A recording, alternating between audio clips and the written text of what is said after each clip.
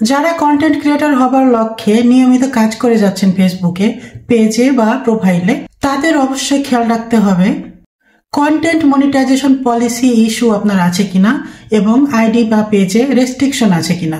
এই দুটো বিষয় যদি আপনার আইডিতে থেকে থাকে তবে কাজ আপনি এখানে বন্ধ করে দিন। যদি আপনার আইডিতে রেস্ট্রিকশন থেকে থাকে, অর্থাৎ আপনার পেজ বা আইডির হেলথটা যদি লাল বা হলুদ হয়ে থাকে, তাহলে এটা আপনার আইডির জন্য প্রচন্ড খারাপ। লাল হয়ে থাকলে তো আপনি সেই আইডি বা পেজ নিয়ে অবশ্যই কাজ করবেন না।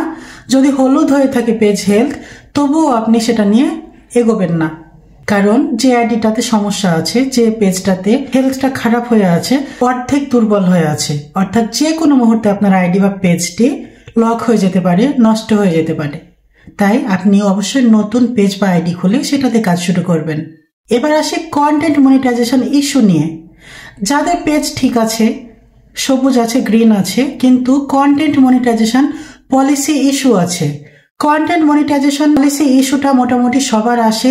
যাদের মনিটাইজেশন অলরেডি আছে তাদেরও কোনো না কোনো সময় এটা চলে আসে, এবং যারা মনিটাইজেশন পায়নি তাদের তো অনেকেরই থাকে। চিন্তার কোনো বিষয় নয়, এটা ভয়ের কোনো বিষয় নয়। আপনাকে করতে হবে কি, আপনার যে যে কন্টেন্টগুলোর জন্য আপনাকে ইস্যু দিয়েছে সবগুলো ডিলিট করে দিবেন। কমিউনিটি গাইডলাইন মেনে কাজ করবেন, কন্টেন্ট মনিটাইজেশনের গাইডলাইন মেনে কাজ করবেন, এবং সবকিছু ডিলিট করে দেওয়ার পরে আপনি একটানা 8 দিন লাইভ করবেন, 1 ঘন্টা করে ফেস দেখিয়ে।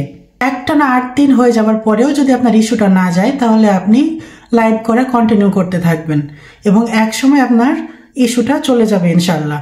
এবং নতুন করে যেন আর কোনো ইস্যু না আসে সেদিকে নজর রেখে আপনাকে কন্টেন্ট আপলোড দিতে হবে। গুণগত মানসম্পন্ন কন্টেন্ট আপলোড দিবেন, অরিজিনাল এবং অথেন্টিক কন্টেন্ট দিবেন, এবং মিউজিক ইউজের ব্যাপারে সতর্ক থাকবেন।